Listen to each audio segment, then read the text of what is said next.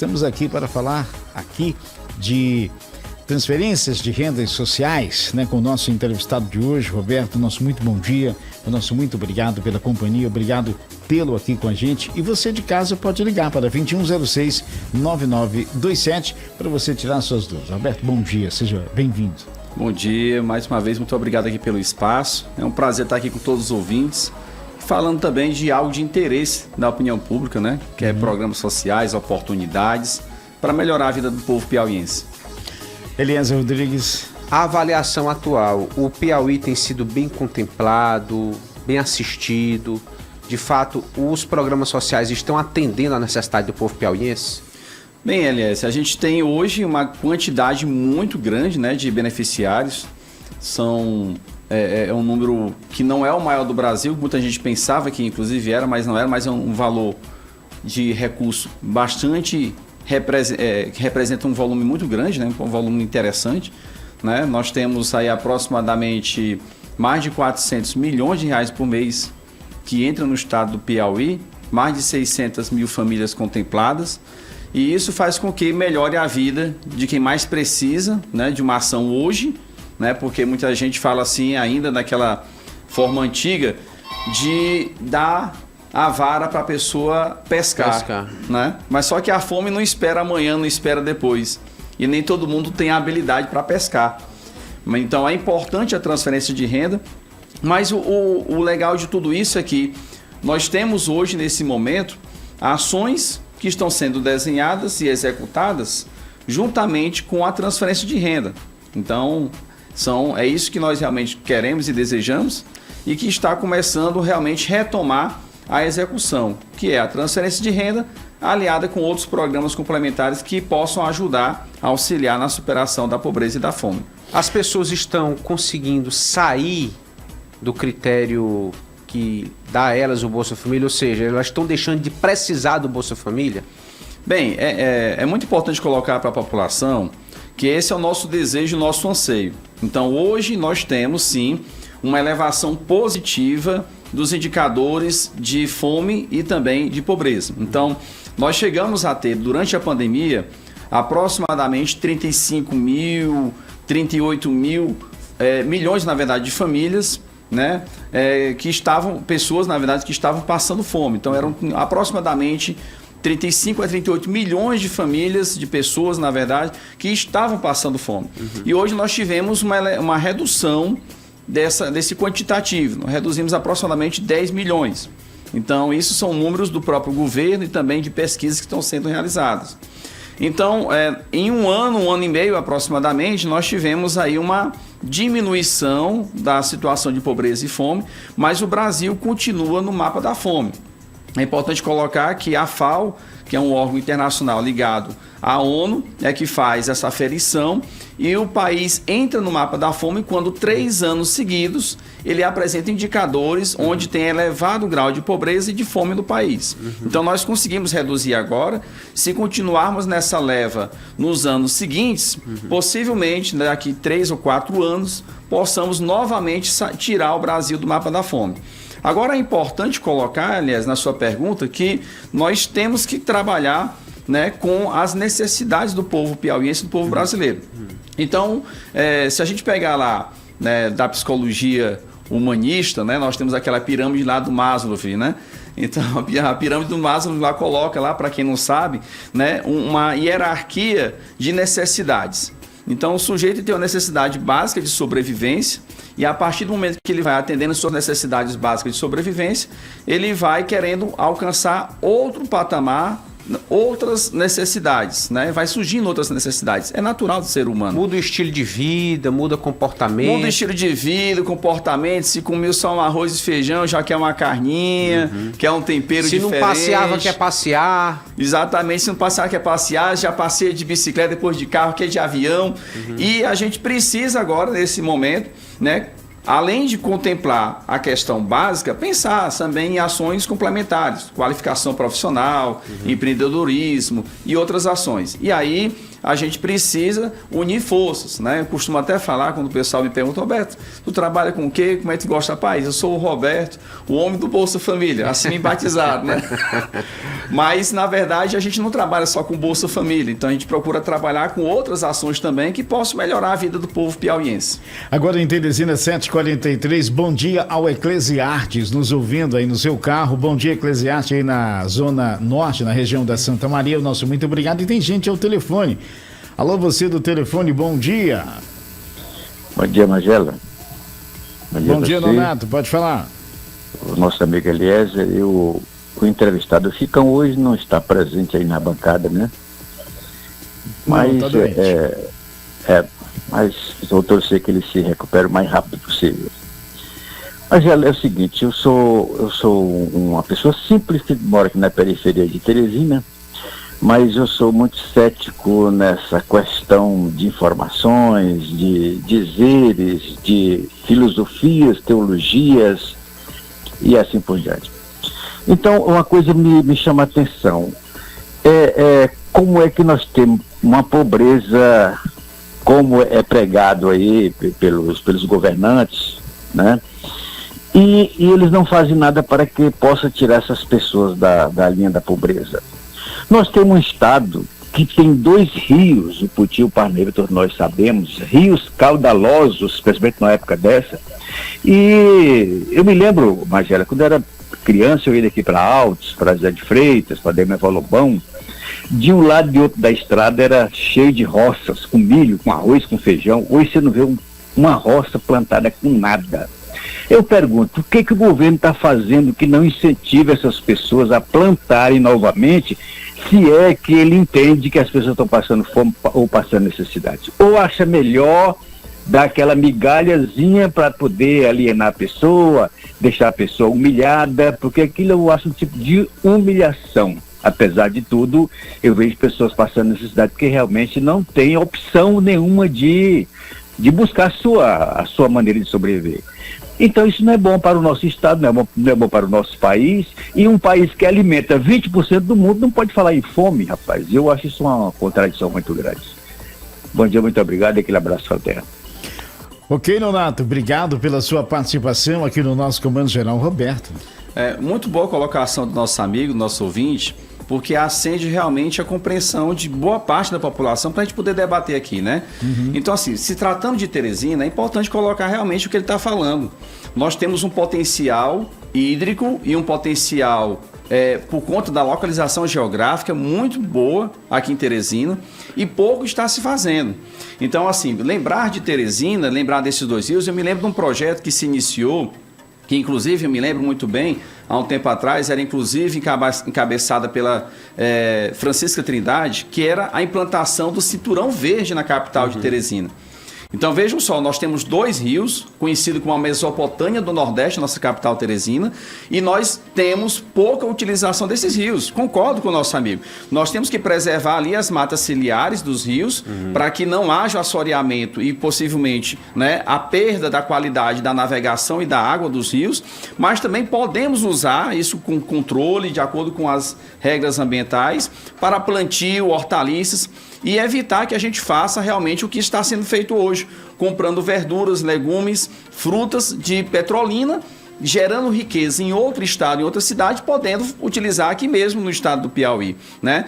Talvez não Teresina na área toda, mas pelo menos em cidades próximas, ligadas à Grande Teresina. Nós temos União, Miguel Alves, nós temos José de Freitas com uma barragem, Altos aqui, né, próximo, né? Então temos várias formas de poder trabalhar isso. E aí eu falo, a pessoa realmente dos programas sociais podem receber qualificação profissional, podem receber realmente, né, uma instrução para montar suas empresas como MEI, como microempreendedor, ou até entrar como simples, e assim alavancar ainda mais, né, receita para o seu domicílio, a sua família, e melhorar a vida de outras pessoas. Eu acho que a gente precisa realmente debater seriamente essas propostas, e a gente precisa realmente elaborar projetos e que a gestão tem a força de vontade de fazer. Eu costumo até estava semana passada, inclusive, num encontro nacional, na verdade regional do Congemas, que é o Colegiado de Assistência Social aqui no estado, aliás, no Brasil, e eu estive ali proferindo uma palestra no Centro de Convenções e eu falei exatamente sobre isso. Nós temos o arroz com feijão, mas nós podemos fazer a picanha. Ou seja, nós temos o básico a ser feito, que é fundamental, que é importante, mas nós podemos ser ousados e fazer projetos realmente que possam ter maior impacto realmente na vida do povo piauiense e do povo teresinense. Pois é, se o governo jogasse pesado, investisse pesado nisso, né, principalmente na agricultura familiar, já é investido, mas não da maneira que deveria. Esse assistencialismo que infelizmente o brasileiro gosta tanto poderia diminuir, não é verdade? E tem gente ao telefone. Alô, você do telefone, bom dia. Muito bom dia, Magela, Lima, bom dia. Bom dia. Roberto. Todos os presentes aí no estúdio, entrevistados, o Eliezer Rodrigues. Em primeiro lugar, Magela, eu quero te parabenizar por ter contribuído com o sucesso do Gilvan Santos, agora nova nomenclatura, o radialista formado, satisfeito, credenciado, capacitado e apto a desenvolver a sua atividade laboral em qualquer veículo do Brasil de comunicação. Eu quero perguntar ao entrevistado aí apenas os que, em relação aos que estão fora da bolha, ou seja, aqueles que perderam por algum motivo o amparo do Bolsa Família, R$600 e mais alguns penduricalhos, chega a 700 e alguma coisa. Essa gente está vivendo de quê? Eram contempladas, hoje deixaram de ser, e o que presenciamos é um inchaço de pedidos, mendigos e por aí vai, e a demanda reprimida é gigantesca e o governo, acredito, que não tem condição de manter essa gente, entendeu? Assegurada por esses planos emergenciais. Então é isso, tem um conhecimento, né, de que são 2 milhões no caso aqui do amparo essencial continuado, que perderam os seus proventos. E o nosso querido ministro dessa pasta está no exterior, lendo a convite do Lula, lendo os melhores livros que pode imaginar lá na Colômbia. Um abraço, até breve, eu sou o Carlos Amorim. Bom, partindo do Carlos Amorim, é uma pergunta até que eu ia fazer. Eu acho que ela cabe bem nessa questão, ou seja, muitas pessoas reclamam, né, que perderam. Poxa, eu preciso, tenho tantos filhos, preciso do Bolsa Família, mas perdi. E a oposição aproveita esse discurso para dizer que o governo enganou essas pessoas. Né? Tem um uso político. Então a pergunta vai em cima disso que o Carlos Amorim nos fala. O que leva a pessoa a perder? Eu, particularmente, suponho, né, que seja porque o Bolsa Família e esses cadastros, eles exigem uma certa, como se fosse no idoso, uma prova de vida, né? Um recadastramento, uma comprovação, né? Então, quer dizer, muita gente deixa de fazer. É uma das principais causas da perca desse benefício, né, Roberto? Exatamente. É importante falar para o nosso ouvinte, eu costumo até dizer que nós temos 3 passos para receber o Bolsa Família e para participar de algum programa social. O primeiro é fazer o cadastro único.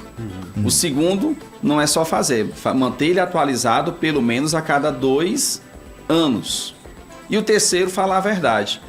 Então, se você cumprir esses 3 passos, você tem condição de ser avaliado e de ser possivelmente contemplado com algum programa social, incluindo o Bolsa Família.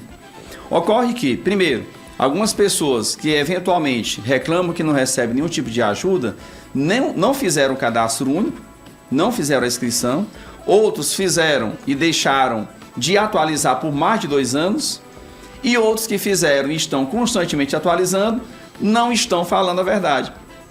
E aí ocorre que Quando tem os processos de qualificação dos dados do cadastro único, ou seja, cruzamentos de dados no âmbito do governo federal, para moralizar o programa, para deixar realmente o programa concedendo dinheiro a quem realmente precisa de direito, ocorre que você encontra distorções, onde a pessoa diz que ganha R$100, R$200 por mês, e a gente encontra R$1.300, R$1.400, R$2.000, 3 salários mínimos numa casa.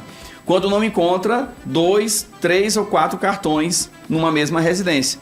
E às vezes do lado, numa casa vizinha, tem uma pessoa passando fome e necessidade, e não tem nenhum desempregada e não tem nenhuma parte. As prefeituras têm uma parcela de responsabilidade nesse processo? Então, na verdade, nós tivemos um problema, Eliezer.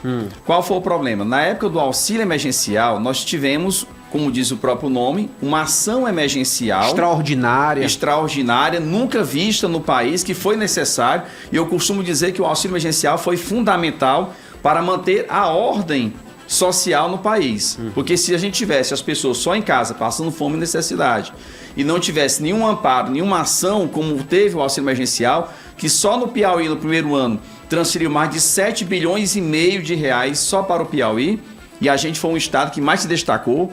Me lembro bem que a gente fez aqui um trabalho fundamental, que a gente agradece aqui à imprensa, né? Vimos aqui na TV O Dia, no TV Jornal, na rádio, enfim, todos os canais, e nós conseguimos alcançar boa parte do público. Só que, naquela época, era possível até 3 cotas do benefício, né? Porque eram destinados dessa forma foi desenhado o programa. E ainda permitia um cadastro por aplicativo, por celular. E isso fez com que aumentasse de forma exponencial, de uma forma gigantesca, a quantidade de beneficiários na transferência de renda, e muita gente, às vezes, dividia a família, para ficar 3, 4, 5 pessoas recebendo. O Brasil não é para amadores. E aí, fora que teve golpes virtuais, teve gente que estava casando em Cancún, dando golpes com informações de brasileiros aqui. Quer dizer, coisas absurdas, né? Que a Polícia Federal teve que fazer buscas com amparo de outras polícias internacionais. Então, quando foi criado o Auxílio Brasil, criou outra confusão, porque o pessoal pensava que era a continuidade do auxílio emergencial. Aí depois veio o Bolsa Família, que mudou o desenho totalmente e voltou à lógica antiga. Ou seja, o benefício ele não é da pessoa, o benefício é da família. E as pessoas têm que entender que é uma renda que é destinada para todos os componentes da família, né? E hoje muita gente ainda teima de tentar realmente burlar o programa, fazendo o cadastro separando o casal. E aí a gente teve também aqui no Brasil uma avaliação onde de 2020 a 2022 nós tivemos um crescimento de 5,5 milhões de famílias unipessoais, ou seja, os casais no cadastro único e no Bolsa Família se separaram e criaram uma quantidade muito grande, e acendeu o alerta do governo. E quando foi cruzar realmente as informações, foi identificado que nós temos essas pessoas ou seja, casadas ou em união estável. Então a gente precisa organizar isso. Aí isso dificulta realmente a entrada de várias pessoas que têm de direito, porque nós já temos mais de 26%, 36% de famílias unipessoais registradas no Cadastro Único de Bolsa Família. Eu gostaria de saber se as pessoas precisam esconder a renda, porque assim, alguns preferem continuar na informalidade, não ter uma carteira assinada, não receber dinheiro em conta, para continuar como beneficiário do programa. É preciso fazer esse tipo de coisa? Ou mesmo o assalariado tem direito, em alguns casos, ao benefício? Bom, isso é muito importante você estar colocando, porque não precisa esconder a renda. Então, você tendo uma renda de até meio salário mínimo por pessoa, você pode participar do Cadastro Único. E para participar do Bolsa Família, você tem que ter uma renda de até R$ 218 por pessoa. Então eu posso ter uma renda, dividindo pela quantidade de pessoas, se ficar R$ 218 ou menos, você está dentro do perfil do Bolsa Família. E sabe qual é a boa também, Elias, para colocar para o povo? É que nós temos também a regra de proteção. A regra de proteção é uma regra nova, que foi implantada pelo atual governo, pelo então ministro também, o Wellington Dias, que através dessa regra você pode, inclusive, sendo beneficiário do Bolsa Família, se tiver a oportunidade de assinar a carteira de trabalho, você pode assinar a carteira de trabalho, desde que informe também lá no cadastro único, no CRAS, a variação da sua renda, e você tem a possibilidade de continuar recebendo metade do Bolsa Família, juntamente com a renda do trabalho, por até 2 anos, desde que a renda da família não ultrapasse meio salário mínimo por pessoa. Então, isso é muito interessante, muito importante, porque mesmo que a pessoa fique depois desempregada, depois de 2 meses, 6 meses, 1 ano, ela pode retornar ao CRAS, organizar novamente a renda e volta a receber os R$600 como era antes. Quem recebeu dinheiro indevido pode ser condenado a devolver pelo Bolsa Família? Pode e poderá, inclusive, devolver, ser notificado pela Receita Federal. Então, assim, quem tiver recebendo qualquer recurso indevido, o governo tem como fazer a avaliação para saber se houve o dolo, se houve a má-fé. Havendo a má-fé constatada, ele vai ser notificado e vai ter que devolver esse dinheiro para o governo federal. Então, assim, dizer para vocês que existem várias ações, né? No Piauí mesmo foi lançado nacionalmente o programa Brasil Sem Fome. Então, nós temos realmente ações de transferência de renda que aumentaram. Hoje, o governo Lula e o senador, na verdade, o ministro Wellington Dias, está realmente pagando o maior Bolsa Família do país na história. E temos outras ações, juntamente com o Brasil Sem Fome, que está realmente tentando trabalhar ações complementares. E esperamos realmente que a gente possa estar colaborando para a superação da pobreza. Também queria só lembrar para vocês aqui que está nos ouvindo, que quiser também até acompanhar mais orientações também, acompanhe a gente aqui nas redes sociais. A gente tem aqui, inclusive estava divulgando a chamada da nossa entrevista, que é o Roberto R. Oliveira. A gente Roberto R. Oliveira. Isso, a gente faz um trabalho porque é impressionante. Tira as dúvidas. É impressionante a quantidade de pessoas que muitas vezes não conseguem se deslocar até um CRAS, não conseguem sair do trabalho, não conseguem realmente pegar um ônibus, porque tá difícil pegar até ônibus em Teresina, né? Verdade. Então, e não tem dinheiro para pagar um Uber, e através das redes sociais a gente consegue chegar até essas pessoas, orientar e ajudar a ser contemplado com benefício, com o programa, né? Tem a tarifa social de energia elétrica que ajuda.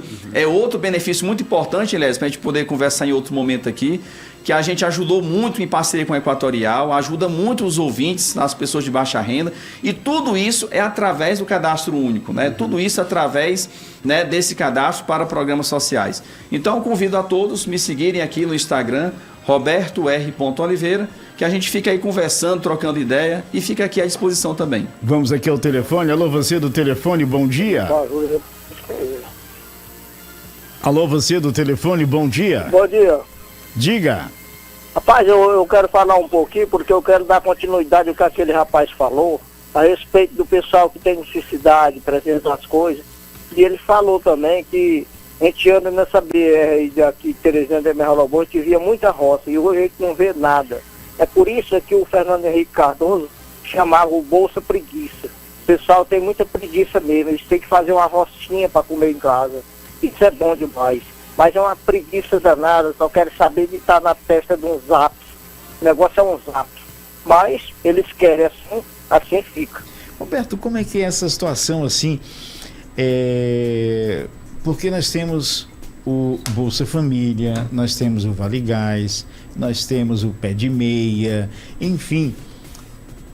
Como é que é isso no ambiente familiar, numa casa só? Pode ou não pode, né, ter mais de um benefício na mesma família? Apesar de serem totalmente diferentes, o Pé de Meia é para o estudante, o Bolsa Família é para o pequeno, enfim, o Vale Gás é para fazer o almoço da família, enfim. Como é que funciona assim? Na verdade, eu costumo até dizer para os nossos colegas, tanto prefeitos, secretários, técnicos, gestores, que nós temos que atender a população no combo. Né? É no combo. Então, se a pessoa procura lá o serviço do CRAS, da Assistência Social, somente para o Bolsa Família, opa, deixa eu lhe apresentar que existe outro programa social.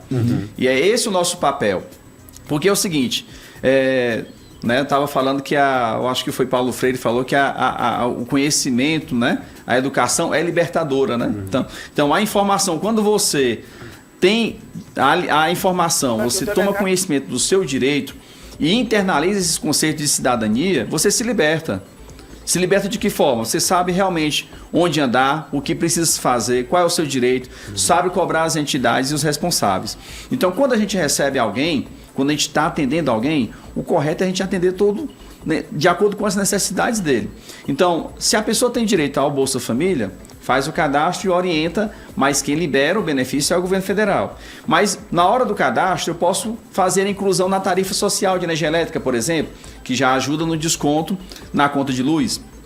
Com o cadastro também, na hora do momento que eu estiver lá entrevistando aquela família, no momento que eu estiver dialogando com ela, se eu identificar que tem idosos acima de 65 anos ou pessoas também com deficiência e a renda per capita, a renda por pessoa, seja igual ou menor a 1/4 do salário mínimo, já me acende a luz. Opa, vou inserir ele também no BPC, que é o benefício de prestação continuada, que é no valor de um salário mínimo. E isso faz com que você vai juntando a renda. Aí você observa também, mas tem um idoso, você viaja muito? Viaja. Qual a sua idade? 65 anos. Você sabia que você tem direito ao passe livre idoso para viajar de um estado para outro? Você tem parente em outro local, em outro estado? Tenho. Então já ajuda com gratuidade ou 50%. A mesma coisa para jovens. Jovens também de 15 a 29 anos de idade, de baixa renda. Famílias com até 2 salários mínimos na família. Também, às vezes o jovem tem algum parente fora ou quer viajar para prestar um concurso público, então, e não tem recurso para pagar uma passagem. Então você pode também inserir, por exemplo, no ID Jovem, para viajar de graça com um desconto. Então são uma série de serviços. E aí nós temos que ter isso em mente, enquanto técnico, gestor, né, prefeitos, secretários, que nós precisamos atender o usuário, o cidadão com excelência. Da mesma forma como a gente gosta de ser atendido quando vai numa loja, no comércio, comprar uma roupa, comprar um calçado, a gente quer ser bem atendido pelo vendedor. Então nós, quando estamos prestando serviço público, temos que prestar um serviço de melhor qualidade e atender com tudo que o cidadão tem direito. Bom, em Teresina, 8h12, tem gente ao telefone. Alô, você do telefone, bom dia. Alô, você do telefone, bom dia. Penso que eu não reclamo aqui, não. Alô. Não adianta já. Bom, não tá nos atendendo, né? Tá lá em outro bate-papo. Então, comentando sobre o documentário de vocês, que eu parabenizo aqui o Odir, muito bom, né? Eu acho que esse documentário retrata realmente o momento que o Brasil está passando, né? Então, nós tivemos uma elevação de pobreza muito grande. Mostrou aqui Guaribas, né? Para quem não estava acompanhando, mas entrou agora. Guaribas realmente tinha uma situação muito triste lá em 2002, em 2003. Era o município mais pobre da federação, baixos indicadores. Hoje já melhorou. E hoje no estado do Piauí nós não temos nenhuma cidade entre as 500 com o menor IDH do Brasil. Então, estamos no céu? Não, estamos distante disso. Mas a semente que foi plantada de 2003 para cá promoveu o desenvolvimento. Agora nós precisamos avançar. Então é isso que eu digo, a gente fez o arroz com feijão, continua fazendo e é importante fazer. É importante fazer o básico, inserir, incluir, atualizar, trabalhar com isso. Mas precisamos também pensar em qualificação, em ações, levar água, levar infraestrutura, levar escolas de melhor qualidade, né? Para que a gente possa realmente proporcionar um desenvolvimento maior. Né? Então essas ações são muito importantes. Na realidade o programa ele é bom, né? É como a internet. A internet ela é maravilhosa, né? Quando ela é usada da forma correta. Então, ou seja, esse programa, esses programas são maravilhosos, assim como o pessoal de Guaribas, que realmente precisa, né? Você viu aí na reportagem, no material do ZAN, que realmente mudou a vida daquela senhora e de muitas outras pessoas. Então, quando ele é aplicado com responsabilidade, né? Realmente a coisa funciona, a gente vê a diferença, né? Exatamente. Funciona tanto que a gente tem vários exemplos, né, ao longo desses anos. Porque alguns ouvintes falaram, olha, o pessoal fica acomodado. Na verdade, não é bem assim, né? Porque, vejam só, nós temos informações do IPEA que coloca que em torno de 74% da população que recebe o Bolsa Família, ela quer trabalhar e, inclusive, está inserida no trabalho. Muitas vezes no trabalho informal. O que acontece muitas vezes é um rodízio de trabalho. A pessoa procura o trabalho, trabalha de forma informal, sem carteira assinada, perde o emprego porque não tem ali a qualificação necessária para poder permanecer no trabalho e volta ao estado de desemprego vulnerável de renda. Então, a gente precisa qualificar essas pessoas, incentivar o empreendedorismo e assim vai melhorando. Por isso que foi criada a regra de proteção que eu falei aqui, né? Com um incentivo, inclusive, para trabalhar. Agora, de fato, quando o cidadão que é beneficiário do programa, ele se depara com situações, né, muitas vezes, que ele é obrigado a ficar realmente sem trabalho. Vamos imaginar, por exemplo, uma mulher solo, né, uma mãe solo, uma mãe que fica sozinha lá em casa, cuidando da criança, e às vezes ela tem um emprego, né, chamada para trabalhar. Só que para ela trabalhar, ela tem que pagar alguém para cuidar da criança dela, porque ela não tem uma estrutura familiar que possa atender. Então, o que ela vai fazer? É melhor eu ganhar 600, 700 reais no trabalho, que é informal, né, cuidando de uma casa, fazendo a limpeza, e meu filho vai ficar com quem? Vou pagar mais 600, 700 para fazer isso? Então, é 6 por meia dúzia.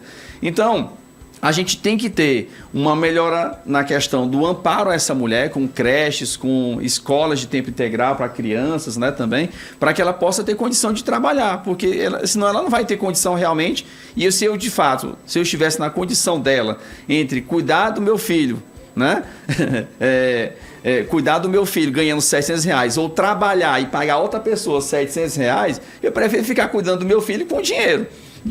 É isso aí. Roberto, nosso muito obrigado. O tempo já estourou.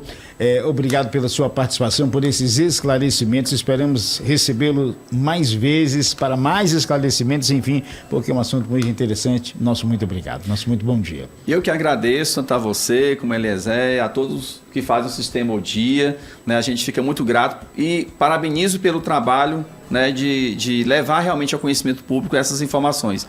E convido, para quem não me conhece, né, seguir aqui o Roberto Oliveira nas redes sociais, no Roberto R. Oliveira, para que possa estar entendendo um pouco mais sobre o Bolsa Família e outros programas sociais. Tem direitos que você tem direito, só que ainda não conhece, e eu quero apresentar a você. Então, obrigado aí a todos, tenham um bom dia, um bom trabalho. Obrigado, Roberto Oliveira. Eliezer Rodrigues, bom dia Bom e dia, até amanhã. bom dia, Magela, bom dia, Roberto, bom dia, nossa equipe. Roberto é sempre esclarecedor aqui com a gente. Só citar um caso bizarro, no estado do Rio de Janeiro, uma mulher levou o tio morto. O cadáver em uma cadeira de rodas para tentar assinar um empréstimo em uma agência bancária. Terrível. Terrível.